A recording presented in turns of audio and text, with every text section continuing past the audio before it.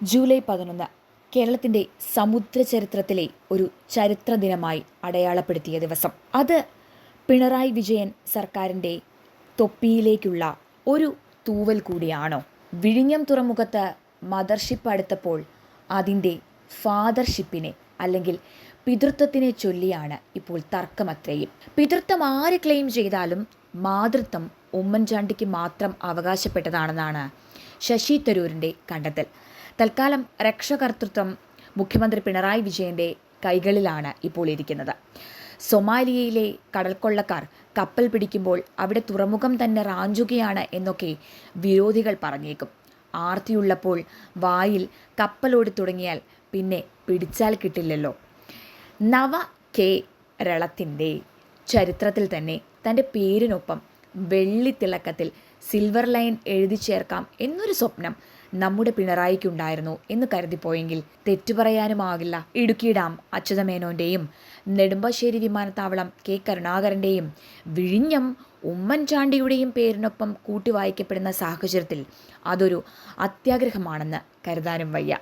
പക്ഷേ നിർഭാഗ്യം, അനുമതി ആവശ്യപ്പെട്ട KN ബാലഗോപാൽ ഇടയ്ക്കിടെ കേന്ദ്രത്തിന് കത്തെഴുതുമ്പോൾ മാത്രമാണ് കേരയിൽ സിൽവർ ലൈൻ തുടങ്ങിയ പേരുകൾ പലരും ഓർക്കുന്നത് തന്നെ എന്ന് വേണം വിചാരിക്കാൻ.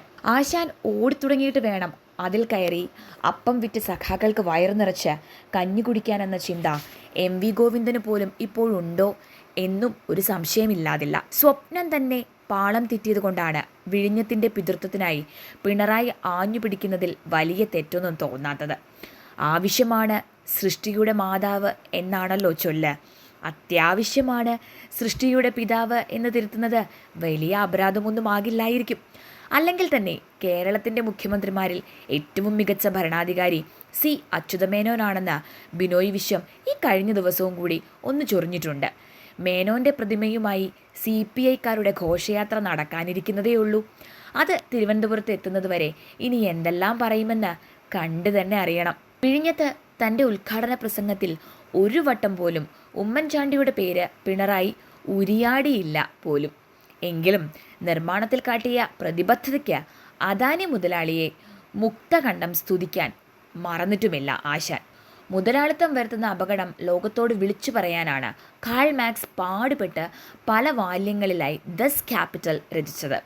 താൻ രാജാവല്ല ദാസനാണെന്നാണ് ഈയിടെ പിണറായി തിരുത്തിയത്. അതാരും മറന്നു കാണില്ല. ദസ് ക്യാപിറ്റൽ വായിച്ച് ക്യാപിറ്റൽ ദാസനാകാനാണോ നവകേരള മാർക്സിസ്റ്റിൻ്റെ വിധി എന്നറിയില്ല.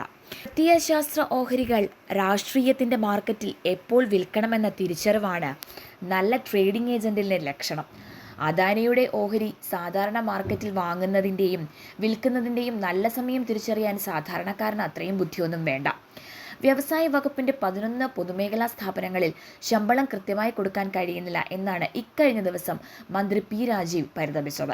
ശമ്പളവും പെൻഷനും മുടക്കിയും ഗഡുക്കളാക്കിയും ലോകചരിത്രത്തിൽ തന്നെ ഇടം പിടിക്കാനുള്ള ഭാഗ്യം ഇപ്പോൾ തന്നെ നമ്മുടെ KSRTCക്ക് ആവോളമായിട്ടുണ്ട്.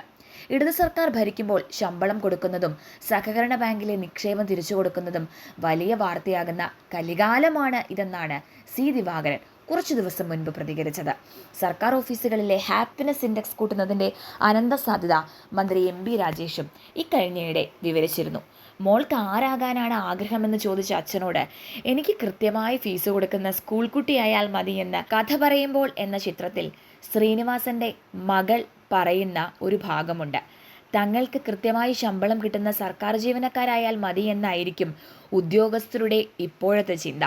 പോക്കറ്റിൽ കാശില്ലാതെ ഹാപ്പിനെസ് ഇൻഡെക്സ് കൂട്ടാൻ പറ്റിയ സാങ്കേതിക വിദ്യ ഭൂമി മലയാളത്തിൽ ഇതുവരെ കണ്ടുപിടിച്ചതായി അറിവൊന്നുമില്ല. വാദിക്കാനും ജയിക്കാനുമല്ല, അറിയാനും അറിയിക്കാനുമാണ് ഇനി സത്യസന്ധമായ വാർത്തകൾ നിങ്ങളുടെ വിരൽത്തുമ്പിൽ. എത്രയും വേഗം സബ്സ്ക്രൈബ് ചെയ്യൂ SN media news YouTube channel.